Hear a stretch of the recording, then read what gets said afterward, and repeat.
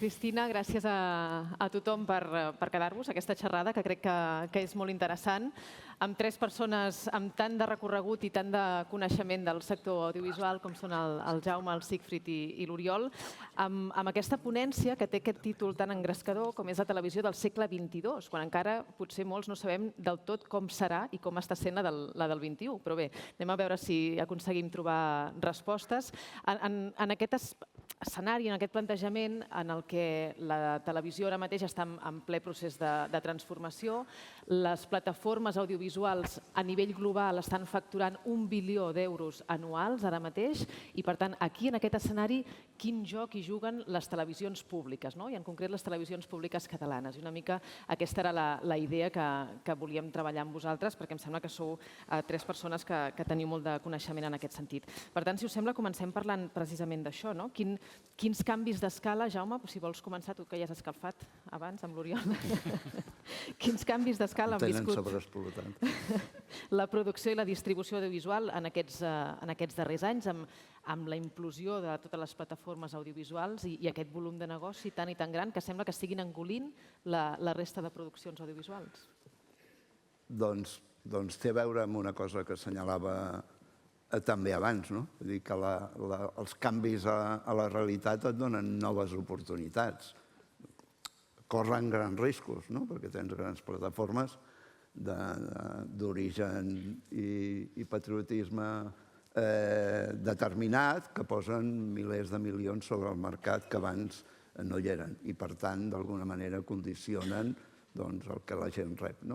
Una mica és l'algoritme del cinema i les sèries ve per aquí, però al mateix temps et dona la possibilitat de participar d'aquest procés, que amb això no vull dir que sigui fàcil, no?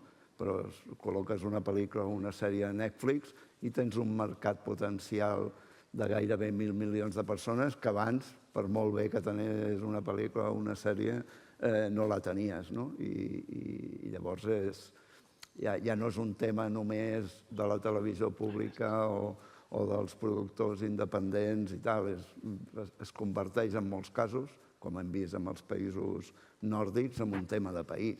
És a dir, ells han vist la possibilitat, danesos, finesos, suecs i tal, d'expandir o donar a conèixer en molts casos, i fins i tot, si m'apures, els polonesos, però ells són més grans, la seva identitat, el seu imaginari, les coses diferents que passen al seu territori i, per tant, a la seva vida, al món, que abans ningú les coneixia.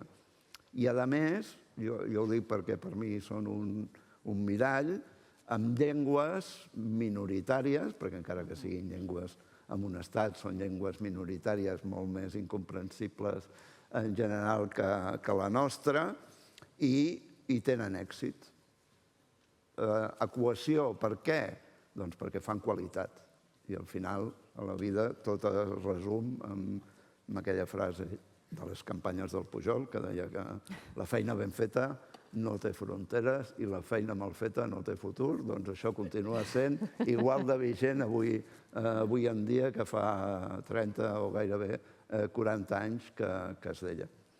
Llavors, els productors independents i les televisions públiques tenen aquesta oportunitat, perquè les televisions públiques, i més les catalanes, viuen la nostra realitat i el nostre territori d'una manera que no el viuen les altres televisions, diguem, les privades. I això els obre unes possibilitats. Vull dir que no... Quan veus sèries de TV3 a Netflix o tal, ja no només a Filmin, dius, anem pel bon camí. Però per arribar a aquest nivell has d'assegurar una qualitat amb la que t'has d'esforçar, perquè estàs competint amb grans actors internacionals. Vull dir, les plataformes fonamentalment de què es nodreixen? Es nodreixen del cinema independent americà, que ha deixat d'estar a les majors, el Metro-Goldwyn-Mayer, aquelles coses, fan pel·lícules de monstres, i el cinema independent, amb talent, amb històries que explicar, que emocionen a la gent i que l'atrauen, doncs s'han anat. També hi ha molta porqueria, lògicament, però hi ha molt... La veritat és que hi ha molt nivell i tal. Llavors, nosaltres què hem de fer? Doncs potser en lloc de fer remakes de física i química hem de fer adolescència, no? La sèrie. Per què? Perquè és l'única manera que tens d'arribar, o vols arribar, a conèixer el teu imaginari i donar a conèixer la teva llengua. I per les públiques, per mi té un altre retruc que té a veure amb els fonaments de TV3, també. TV3 al començament, a part d'algunes coses informatius i tal, què fèiem? Fèiem Arsenal, portàvem programes ciutadans, portàvem programes de fora, el Match Heathrow, etc., que eren, entre cometes, revolucionaris en el sentit que estàvem ensenyant no només què passava al món, sinó què passava al món que té interès, com el Black Mirror avui en dia. Doncs aquest mirall ens ha de tornar aquesta d'allò. I només per acabar i per continuar fent de polidolent per les públiques, no us preocupeu, perquè els dos dieu sempre, està als fonaments de la Carta Fundacional de TV3, de ser el motor de l'audiovisual. No. Això era fa 40 anys que no hi havia res. Ara hi ha de tot. Ara el que teniu que fer és utilitzar la vostra intel·ligència, els vostres recursos i tal, en tenir unes televisions potents, perquè representeu un país, representeu una llengua, també representeu el món audiovisual català, però aquell és prou grandet i, si m'apures, dispers per defensar-se ell solet. Jo crec que us ha fet una centrada perfecta, el Jaume. Per tant, Sigfrid i Oriol. Sigfrid. Estic d'acord amb el que diu el Jaume i em quedo amb alguna de les seves paraules. La seva paraula és qualitat, crec que és la base de tot, crec que és la base que les coses funcionin. I també el tema de les plataformes ens ofereixen oportunitats, la col·laboració, per nosaltres és bàsic. Quan tenim coses de qualitat situades a Netflix o situades a Movistar, o la plataforma que sigui, moltes vegades els podem fer per una qüestió econòmica pel tema de col·laboració amb diferents plataformes. Podem accedir a pressupostos que d'altra manera no hi podíem arribar de cap manera.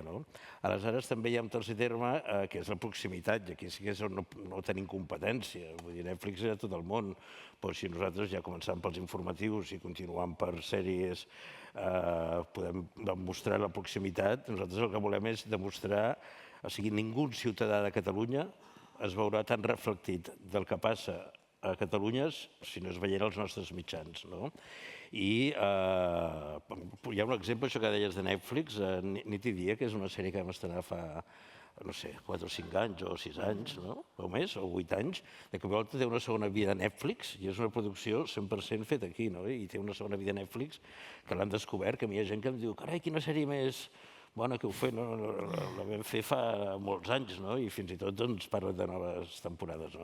I per últim, la col·laboració aquesta que s'estableix amb les plataformes, també és important que s'estableixi entre mitjans de comunicació públics. Nosaltres estem arribant a una sèrie d'acords amb Televisió Espanyola, en qui més, que crec que també ens fan més forts. Vull dir, nosaltres, i ho parlàvem abans d'entrar, esperem que Televisió Espanyola a Catalunya serveixi per eixamplar, no per fer-nos la competència.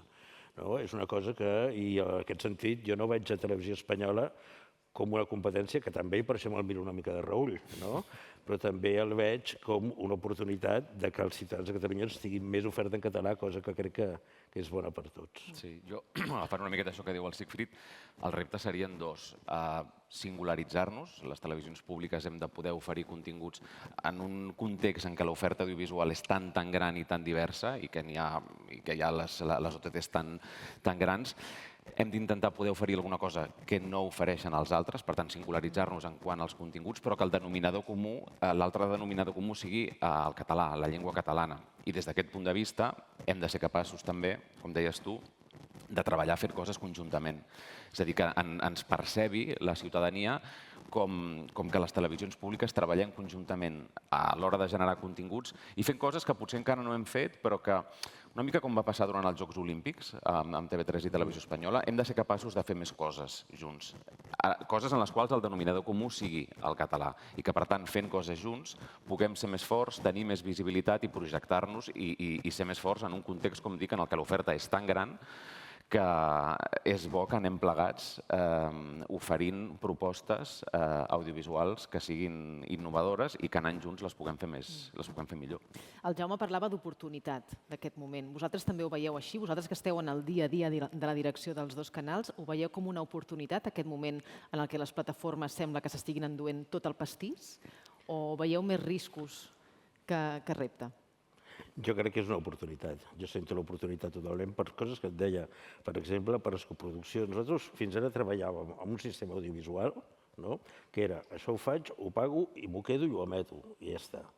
I ara veiem, ara tot és diversificat.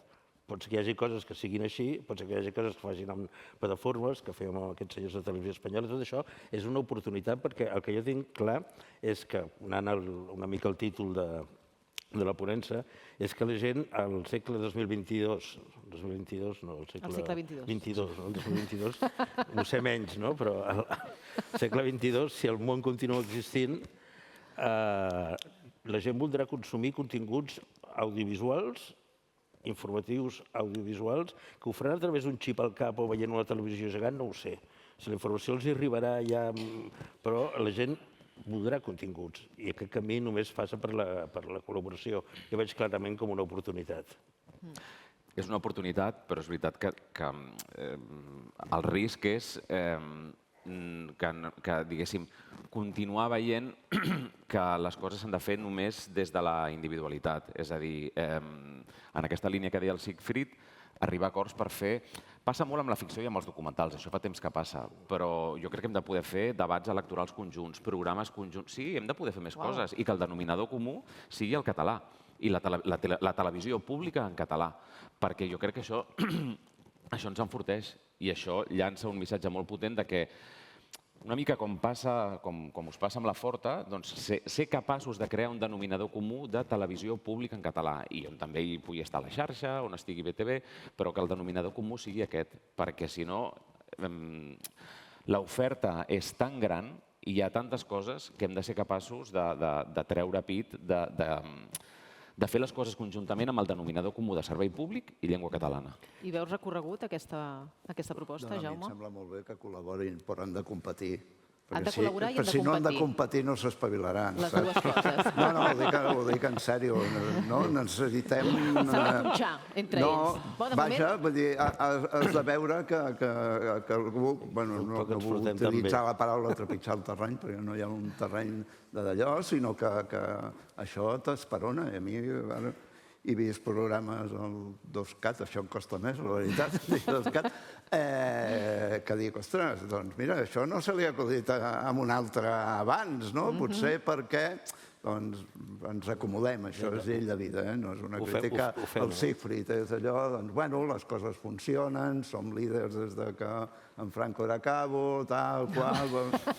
No, ho dic en sèrio, llavors veure que davant, és allò dels miralls, no? Veure que davant, ostres, doncs... I jo en què estava pensant aquell dia? Això és bo. Lògicament, no vull posar gradacions, em sembla que hem de col·laborar i han de competir, i que això és bo, en primer lloc per la llengua, en segon pel país i en tercer pels professionals, perquè llavors tothom s'espavila i ningú s'adorm, perquè en general els catalanets som acomodaticis, no? Hem viscut massa bé tota la vida. Aquí sembla que ens portem molt bé, però quan sortim cadascú mira per lo seu. Home, evidentment, però hem de projectar que ens entenem bé perquè ens entenem bé. Sí, això que deia el Jaume és l'altra cara de la moneda, és col·laborar i entendre's, però després cadascú tenir una oferta diferent que sigui competitiva i, evidentment, no hi ha televisió pública sense públic. Fem televisió perquè la gent ens vegi i clar que volem, jo clar que prefereixo que la gent ens vegi més a nosaltres que a algú altre. Però sí, clar, i venim a competir, però jo crec que les dues coses són... Són compatibles. Exactament. Sí, jo amb el que deia, que és molt important del que han dit tots dos, és el tema del català. La nostra base d'existència, i més en el moment on aquest, on el català està perdent força, és el català. Si les coses les fem en català, nosaltres no les farà ningú, no? En aquest sentit, no m'agraden a mi debats estèrils que crec que tenim respecte al català. Per exemple, a programes de TV3 han sortit desenes i desenes de figures, no? Que s'han creat a TV3 o a Televisió Espanyola, però aquest debat estèril que crec que hi ha sobre per què influencers que parlaven en castellà, doncs crec que no serveix per res. Nosaltres el que hem d'aconseguir és que si no és influencer, en lloc d'anar-se'n a Madrid i fer-ho en castellà, ve TV3 o ve Televisió Espanyola i ho fa en català, és molt millor per nosaltres. O sigui, això no és menystenir la gent de Catalunya, és intentar ampliar la gent que fa continguts en català. I per això crec que per qüestions polítiques de vegades creem problemes que són estèrils. En aquesta línia, com que evidentment estarem tots d'acord en que el català en molts aspectes és una llengua en retrocés, una de les coses que també hem volgut fer nosaltres, tu posaves aquest exemple, però nosaltres hem posat en marxa un programa presentat per la Candela Peña que no té un català excel·lent, és veritat, s'equivoca en moltes coses, però és una declaració d'intencions que algú que sempre l'hem escoltat parlant en castellà, ara la comencem a escoltar també parlant en català. És a dir, volem que gent que el català el tenia abandonat o el feia servir menys o pel que fos no el parlava, doncs sumar-lo als qui el fan servir més habitualment. Abans, sí, digues, Jaume. Sí, a vegades fem un fals debat, no? El que hem de buscar és la manera en fer continguts tan atractius en català que el no catalanoparlant o el que acaba d'arribar es vegi, no vull dir necessitat, però es vegi atret per, ostres, a mi això m'interessa, no? Per les raons que sigui X. Amb l'esport això és més fàcil de fer la fotografia. Ara el Barça s'ho menja tot i això és un error. Per què és un error? Perquè a Catalunya la gent que segueix el Madrid, la gent que segueix el Betis... No, ho dic molt en sèrio, perquè ho he viscut durant molts anys a TV3 i tal. Són centenars de milers de persones. I aquests centenars de milers de persones els hem de tenir del nostre costat. I, per tant, el millor contingut, entre cometes, del Madrid i el millor contingut del Betis i el millor l'ha de fer TV3 o la 2. Per què? Perquè la gent digui, ostres, aquests tios, aquesta gent m'està ensenyant unes coses que a mi m'interessen i m'hi enganxo. I així va créixer TV3. No va créixer, ho dic en sèrio, no va créixer donada també amb els nous formats, etc. Però, diguem-ne, no perdem massa temps dient que el català, ja ho sé que el català és important, però si no fem les coses que la gent que no s'hi expressa o que no tal, no la portem cap a casa, diguem-ne, el nostre nucli s'anirà reduint, perquè ens anirem morint els que parlem català. I llavors, el repte és aquest. El repte no és només fer les coses en català, sinó fer les coses en català per atreure, no m'agrada la paraula integrar, però és igual, per integrar la gent que vegi que això vol veure bona televisió, vol veure bon esport, tal, doncs el millor lloc on ho trobaré és aquí, i no ho trobaré amb els cridaners de Madrid, que al final la característica principal és que criden molt. Jo volia afegir una cosa, i és que, en la línia del que dius, els dos programes nostres que més es veuen fora de Catalunya, i que un, a més, és el que té més públic jove a Catalunya, és Crims, que no ho vam fer mai pensant en la gent com la gent jove, no? I després el joc de cartes, que el joc de cartes creiem que té un públic supertransversal, perquè hi ha molta gent que mira el joc de cartes per mirar la competició entre restaurants i que li dona igual que sigui en català, en castellà, i com bé deies també al principi, de cara a la projecció internacional, ara veiem la pel·lícula sud-coreana, que Corea del Sud està de moda amb subtítols, i tots estem també, no vull dir que... Català, sí, però qualitat primer. Això és el... Parlaves abans de qüestió de país. És una qüestió de país que les televisions públiques i en català aconsegueixin fer-se aquest espai i mantenir la singularitat enmig de tot aquest univers de plataformes? És que si no ho fem nosaltres, no ho farà ningú més. Per tant, la responsabilitat hi és i si no ho fem nosaltres com a televisions públiques no hi haurà ningú altre que ho faci. Per tant, és una responsabilitat i és un deure, jo crec. Jo la resposta seria clarament sí, pels motius que ha explicat l'Oriol, però la resposta sí, és això. responsabilitat de país, i crec que tenim aquesta responsabilitat nosaltres com a les ràdios, com altres mitjans de comunicació. Sí que m'agradaria dir que, que és una responsabilitat que en el nostre cas, a Ràdio Televisió Espanyola, faig extensiva a Ràdio Televisió Espanyola a tot Espanya, i que per primera vegada, i sí que m'agrada posar un valor, i ho dic sempre, Ràdio Televisió Espanyola s'hagi cregut un projecte com el de la 2CAT i hi hagi un compromís ferm i decidit per una televisió pública en català al marge de TV3, crec que és important. La protecció del català no s'ha de defensar només des de Catalunya. Jo crec que des de la resta d'Espanya és una bona notícia que hi hagi iniciatives en aquesta direcció. Sí, no, jo volia dir que és una qüestió de país, però és una qüestió de pressupost. No, ho dic perquè no caiguem en tota la demagògia al voltant dels diners que es donen a les televisions públiques, etcètera. Vull dir, per posar-ho a peu d'igualtat, a les televisions privades l'Estat els ha donat un bé escàs, que són les radiofreqüències, per les quals no paguen cap el cànon, i això els genera, sí, un negoci milionari. Per tant, posem les coses al seu nivell. I, per tant, les institucions estan obligades a d'allò. I en el cas de Televisió Espanyola, abans ho comentava amb l'Oriol, i no és un tema crític, és una cosa més fràgil, pot ser una cosa temporal. Vull dir, ens trobem en una situació diferent, però que un procés electoral pot canviar. Per tant, aprofitem aquest temps perquè es consolidi. Ell deia, és un projecte, no és només un tema d'allò que em dic Sant Cugat, sinó que és un tema de Ràdio Televisió Espanyola, doncs això hem d'intentar que es consolidi, perquè si no tota la feina, la gran feina que estan fent aquest temps, d'aquí 2 anys pot anar-se en orris, no? I els fonaments de TV3 i tal són molt diferents.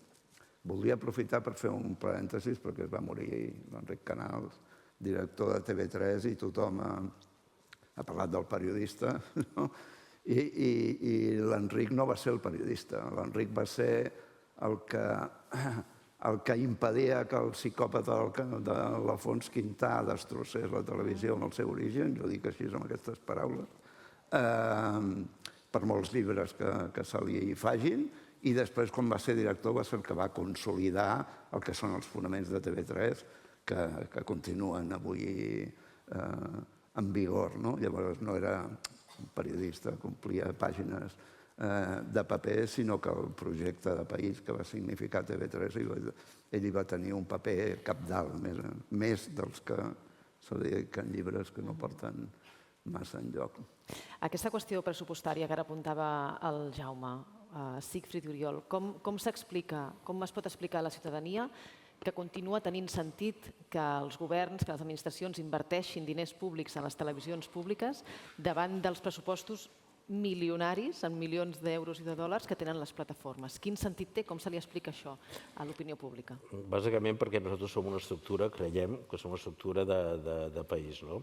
I aleshores també, quan nosaltres ens omplim la boca de servei públic, ens omplim la boca de qualitat, això es pot fer sense... Això costa un finançament molt alt. Dono un exemple, no? Hi ha un programa que és Quanta Guerra, que és molt difícil produir sense diners, perquè necessites un equip de gent treballant per fer 4 o 5 programes durant un any. Aleshores, moltes vegades el servei públic, quin avantatge tenim? I ara parlo de TV3, que hi ha molts exemples a Televisió Espanyola. Som l'única televisió, pràcticament, no, de tota Europa, que posa documentals i reportatges en prime time, que fa programes com Dones en lluita, que fa programes... Aquests programes no serien rendibles per a la televisió privada. Aleshores, si nosaltres volem tenir una televisió de país, les bases que hem parlat ara fa estona, de país, de qualitat, que ens senti orgullosos en defensa del català, justifica aquest finançament públic, perquè per ser Telecinco, amb tot el carinyo que va Telecinco, ja no ens hi posem. D'una banda, la qüestió dels continguts, que deies tu, aquest és un dels motius, però l'altre sí que m'agradaria dir que les televisions públiques a Catalunya i a Espanya gasten molts menys diners que televisions públiques d'altres països europeus, però molt menys, tenen menys treballadors i costen menys. I que els bascos. Per tant, vull dir, no són tants diners. O sigui, fer televisió és car, però aquí la fem amb menys recursos que altres països que són semblants al nostre. No tinc res contra els bascos, vull dir, perquè nosaltres tenim 20 i pico euros per habitant i ells en tenen 40 i pico. Allà els números els fan amb una altra calculadora, en tot cas, no? Els números, perdona? Els fan amb una altra calculadora, els números, allà. Sí, però clar, amb això tens tota la roda del món, clar, ja podríem posar molts més exemples, evidentment, com dius tu. Escolteu, abans que parlàvem de... i anirem acabant perquè teníem el temps molt cronometrat, però parlàveu de la col·laboració i la competència. El nom del 2CAT anava més per la banda de la competència que de la col·laboració, no? Anava per la banda de ser complementaris en els continguts. Fixa't que jo crec que, una mica com ha passat amb la Revuelta i amb l'Hormiguero, al final generar algun tipus de... Tampoc en diré polèmica, però que faci que se'n parli, jo crec que és bo per tots. De fet, estem pensant d'aquí 2 o 3 anys ja treballem amb la idea de que en lloc de 2CAT dir-nos 2CAT-Info.